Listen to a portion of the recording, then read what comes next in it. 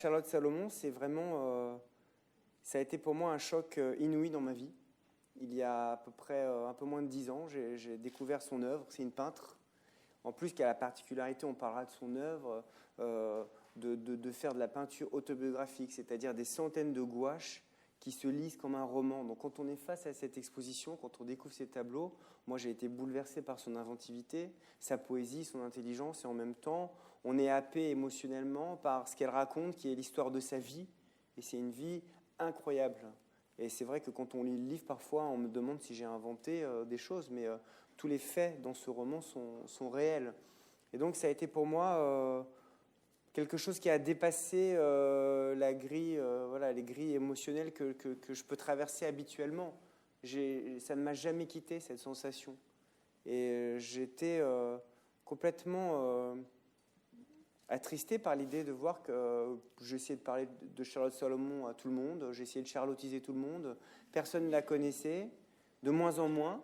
Il y avait quelques expositions, quelques personnes qui la connaissent, mais c'était une grande douleur pour moi de me rendre compte que d'abord, ce génie de la peinture, mais en plus cette femme extraordinaire, tombe dans l'oubli.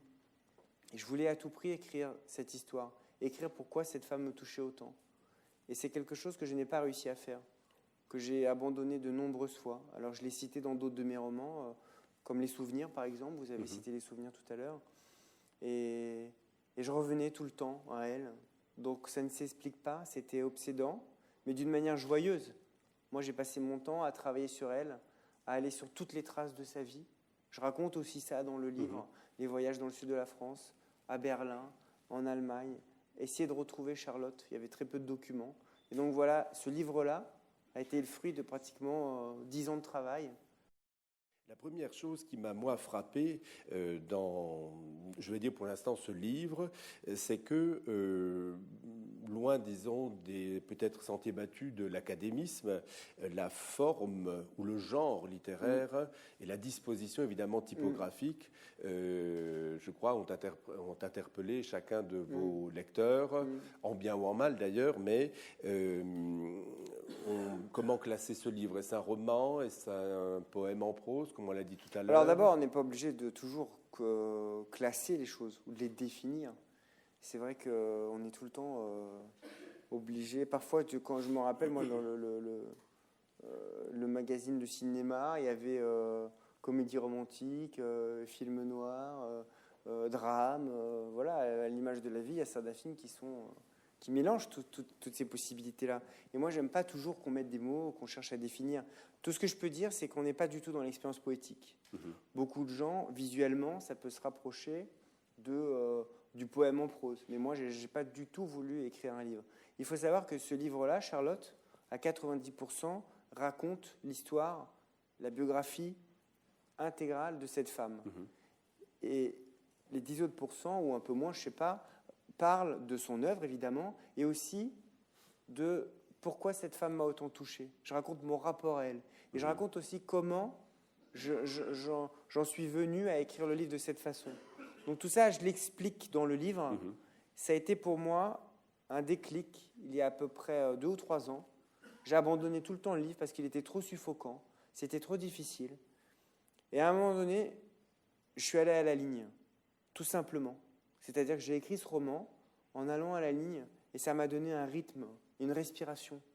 Et ça, voilà, quand Laure va lire le texte, on va voir que aussi, ça donne un souffle qui, pour moi, faisait en sorte que ce livre-là, à l'image de l'œuvre de Charlotte Salomon, je voulais pas qu'il soit étouffé par la gravité, par le pathos. Et ça donne une forme de chant, de douceur. Et je me suis dit, bon, cette forme-là va me couper complètement des lecteurs. Ça n'avait pas d'importance, puisque c'est la seule façon avec laquelle j'ai pu écrire ce livre. Et ça donne un rythme très très fort dans le récit. Les gens me disent qu'on lit en une ou deux fois. Et pour moi, c'était aussi important que ce rythme-là soit à l'image de la vie de Charlotte, une vie de traque, une vie de fuite. Tout à l'heure, Laure disait on dirait presque que cette lecture, c'est comme comme un voyage en train. Et c'est vrai qu'il y a ça, il y a cette précipitation, il y a cette nécessité de survie. Il faut coûte que coûte faire son œuvre avant que le destin la rattrapera. Ce qui, moi, m'a marqué effectivement dans le portrait que vous en faites, ce qui m'a interpellé, c'est précisément le fait que vous évoquez chronologiquement sa vie et le lecteur, je dirais, se prend d'obsession comme vous au fur et à mesure de la lecture, une fois qu'on a compris ce rythme, cette respiration, cette urgence à vivre que vous exprimez par ce choix littéraire. Et je dois dire que, je le confesse ici, par moments, je suis un peu resté sur ma faim. Moi aussi, j'aurais eu envie de connaître mieux Charlotte Salomon, qui manque parfois peut-être d'épaisseur. Et la réflexion que je me suis faite, et la question que je souhaiterais vous poser, c'est est-ce que finalement le roman Charlotte est une introduction peut-être à l'œuvre picturale de Charlotte Salomon? L'une et l'autre œuvre s'appellent, se complètent. Bon, en tout cas, ça prouve que ça vous a excité, puisque la frustration, c'est le moteur d'excitation. C'est-à-dire qu'en vouloir en savoir plus, c'est mon ambition absolue. C'est-à-dire que quand on lit ce livre, j'ai envie que, d'ailleurs, c'est magnifique, parce que quand on tape sur Google, maintenant, elle est juste derrière Charlotte Gainsbourg. C'est-à-dire qu'on a envie d'en savoir plus. C'est majeur pour moi. Ce qui était très important pour moi, c'était pas de faire une biographie froide ou classique. C'est pour ça que le livre est écrit comme ça. C'est pour ça que pour la première fois, je suis présent dans un de mes romans. Donc j'ai cherché, avec les éléments biographiques que j'avais, avec l'œuvre de Charlotte Salomon, qui est ma source principale, puisque c'est une œuvre autobiographique, tous ces tableaux, j'ai cherché pendant des mois, des années, comment agencer le livre, comment le commencer, comment le terminer, par où je devais passer, comment exprimer les émotions de Charlotte. Et c'est vrai que quand on voit sa vie, on est complètement stupéfait. Et quand on voit son œuvre, donc c'est la même chose, puisqu'elle raconte ça par la malédiction qui plane sur sa vie, la morbidité, la mélancolie, puisqu'il y a comme ça, dans les gènes de sa famille, notamment de toutes les femmes, il y a de nombreux suicides, de nombreuses phases dépressives. Et donc, elle est porteuse de ça. On est porteur d'une histoire, on est porteur d'une généalogie. Et de quelque part, elle porte elle-même le prénom de sa tante qui s'est suicidée à 18 ans sans raison, la sœur de sa mère qui s'est jetée d'un pont en pleine nuit. Et donc, je me suis dit que c'était symboliquement une phrase très très forte de commencer le livre en disant que Charlotte avait appris à lire son prénom sur une tombe. Par contre, et s'il y avait une chose à dire sur la vie de Charlotte Salomon, et ce qui, moi, me bouleverse à un point inouï, c'est que quand on lit sa vie, qu'on voit la succession des souffrances, la succession des malédictions, la violence morbide, cette malédiction comme ça qui plane et qui rôde en permanence, qui pousse Charlotte à accomplir, à suivre le destin de sa mère, de sa grand-mère, de toutes les femmes de sa vie, c'est-à-dire la dépression, la folie, le suicide.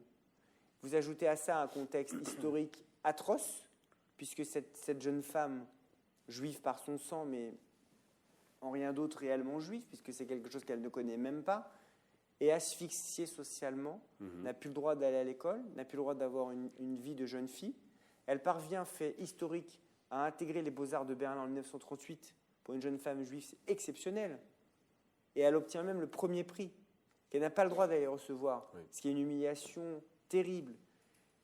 Et à ce moment-là, elle est contrainte de quitter son pays, l'amour de sa vie, sa famille, et elle va se réfugier dans le sud de la France. Donc vous avez une malédiction familiale ajoutée à un contexte de vie terrible. Et c'est là la puissance et la beauté et l'extraordinaire force de Charlotte Salomon. À un moment donné où elle est au bord du désespoir, elle va transformer toute cette souffrance en une œuvre de création majestueuse.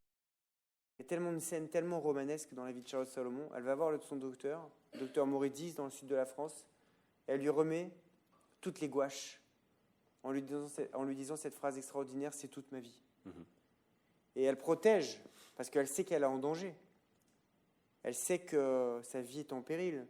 Et elle sera malheureusement rattrapée par la bêtise absolue, puisqu'elle a été dénoncée par un Français collaborateur en 1943 et a été tuée immédiatement à son arrivée en camp de concentration puisqu'elle était enceinte. Au-delà de la noirceur, de la mélancolie, du pathos, au-delà du contexte historique, au-delà de cette vie saccagée, brisée, humiliée en permanence. On a une jeune femme qui porte l'espoir et la beauté, l'intelligence, la sensualité. Et pour moi, c'était un 12e assassinat de voir cet oubli qui s'emparait d'elle. Et donc, au-delà de tout, c'est ce que je disais, je mettrai toute mon énergie pour qu'on la découvre. Parce que c'est effectivement ce qui frappe le lecteur, là encore, c'est la combinaison entre la mort, le deuil auquel elle doit faire face en permanence, et sa quête perpétuelle du bonheur. Oui, et moi je voudrais ajouter, et l'amour surtout. Parce Oui. que la quête perpétuelle du bonheur passe aussi par un amour foudroyant. Et c'est le cœur du livre aussi, ça. C'est-à-dire qu'à un moment donné, cette jeune fille, elle est exclue de toutes les possibilités de la société. Elle est seule chez elle, recluse. Sa belle-mère était une immense cantatrice qui n'a plus le droit de chanter, de se produire en public. Et donc, elle a un professeur de chant, sa belle-mère, un peu plus âgée, Alfred, qui a 40 ans, quelqu'un de complètement excentrique, et qui va rentrer dans cet appartement, et qui va rentrer dans la chambre de Charlotte. Imaginez déjà une jeune fille de 16 ans qui est interdite à tout. Elle a un homme comme ça qui rentre, qui regarde ses dessins, qui s'intéresse à elle. Et déjà, il y a quelque chose de l'ordre de la déflagration. Ne serait-ce qu'il faut jamais oublier que parfois, quand on parle des choses, on ne les met pas en perspective. Mais un homme qui rentre et qui regarde ses dessins, c'est un monde pour elle. C'est extraordinaire. Elle n'a plus aucune vie sociale. Et donc va se nouer entre eux une sorte de relation pygmalionesque, si j'ose dire. Disons que ça va être magnifique parce que lui, il va prendre sa beauté, sa jeunesse, l'espoir qu'elle représente d'un point de vue féminin. Et elle va être émerveillée par la folie, le côté artistique, excentrique, l'intelligence, la culture de cet homme. Et donc, ils vont se voir en secret. Et ça va être une blessure inouïe pour Charlotte de devoir quitter non seulement son pays, ses parents, mais surtout cet homme. Et cet homme va être le fruit de son obsession. Charlotte Salomon termine son œuvre, les 1300 gouaches, avec des textes littéraires d'une beauté renversante. Il y a certaines phrases qui sont en italique dans le livre. C'est l'œuvre de Charlotte Salomon. Elle finit son œuvre en racontant comment elle va la commencer. On est en 1940 et elle dit « Je dois aller plus profondément dans la solitude, disparaître de la surface humaine, pour pouvoir aller chercher justement, pour faire revivre les morts et la création de son passé. »